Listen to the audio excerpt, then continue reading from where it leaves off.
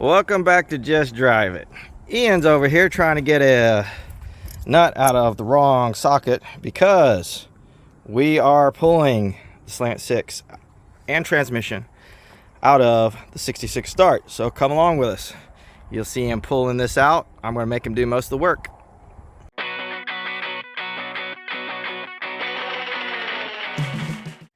Okay, most people will know that by now, hopefully, that we did an autopsy on this sucker. And yes, you can see how bad that was. We have actually put a combination of transmission fluid and acetone into this engine several times. What we have found is that this cylinder is actually frozen up because that's the one that will not drain. All the others will drain, which is funny because there's a little bit of surface rust on that one. So part of our issue is I have stuck a piece of wood, you can see pieces of it there, in there and smacked on the pistons a little bit to try to get this thing to come out, or at least loosen up, so that we could reach back in there and spin this thing over, get the torque converter loose, because hey, you're still going to have to get the torque converter loose. So since we have a complete unit over here that is known to run and drive, thank you Duddie, and thank you Dodge Whistler, we are going to pull engine and transmission out of this thing. So he still has a ground strap over here to take loose. He's got to take loose all the linkage and everything over here.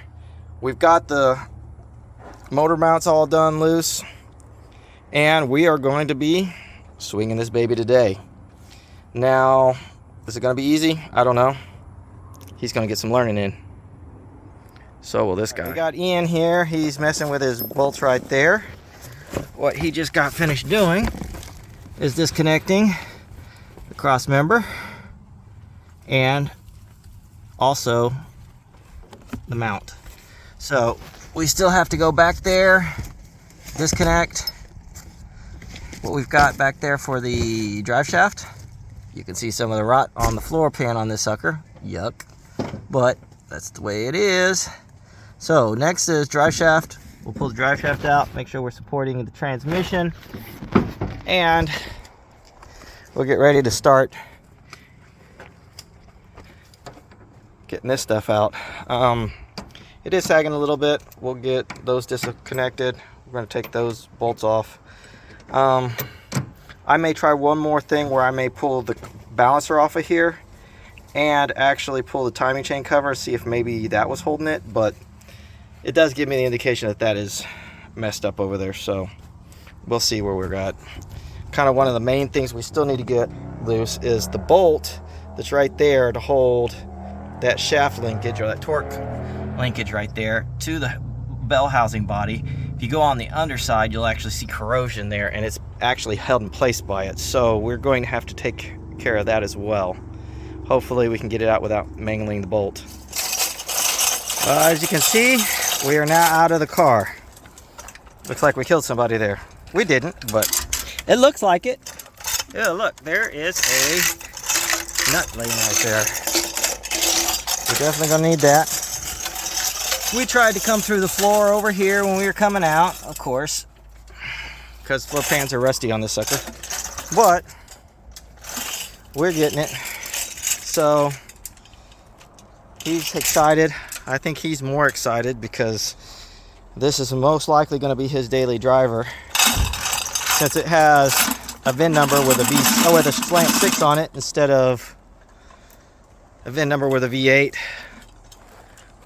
or a V8 or a V8 or a V8. So yeah, this one with a Slant 6 should be better on insurance, but there again, should be.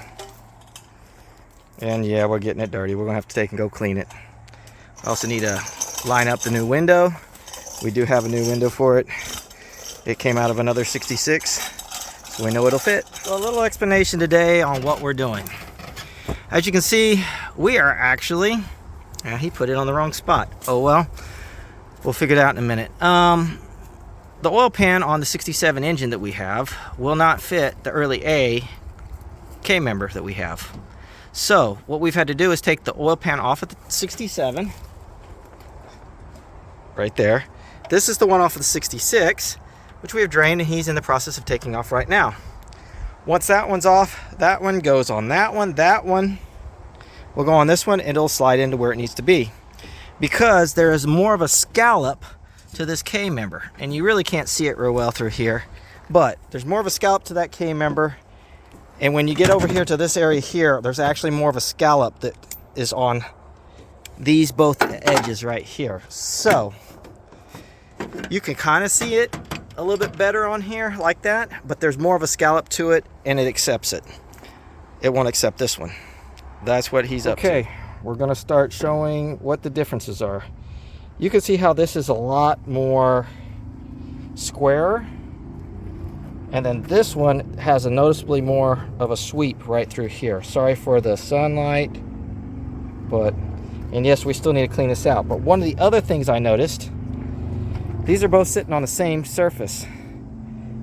This one is taller than this one. When we went to put it in here, that tube for the pickup is actually longer than the one that's in this engine. So we are actually going to have to remove this tube, clean it up, clean the oil pan up, remove that tube, and that tube goes with this one, and that one goes with that oil pan and this one, so we can get it back in. Differences in early A's. All right, we got oil pan cleaned up. I'll post up a picture here. Then here is our differences in our oil pickup tubes. You can see this one, it is way different than this one. So this one here is out of the 66. This is out of Duddie's 67. Now the 67 is on that one over there. And one other thing that I found out is there's a difference on the register on the back of that thing for the transmission, splines, that type of thing, for that 904 on that one versus this one that we're putting in. So we're gonna have to fix that. Another thing that we found, and you can't see it real well, but down in here we have a cracked exhaust manifold, so we are going to have to change out that while we're in here with all this other stuff. Okay, I couldn't leave very well enough alone, so with some easy off oven cleaner, thanks Barrows for that tip and the video he did, we had it all cleaned up. I just went over it with self-etching primer because this area is not going to get quite as hot as the block usually does, and it's looking pretty good. We're about to put some red on it. Probably should be orange or some other color, but I have this on the shelf. This is what it's going to get. Well, after a bunch of unrepeatable words, bunch of fighting here, there, and yonder, we have the Slant 6 back in the car.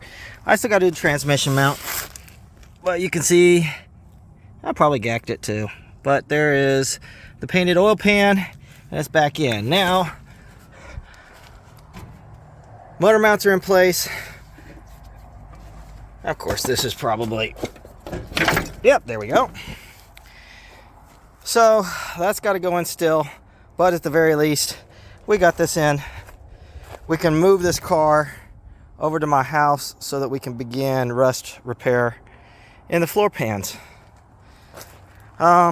Like said before, we got to do the exhaust manifold, so I still have pieces to take off this one before I put that head back on that to take to a buddy of mine.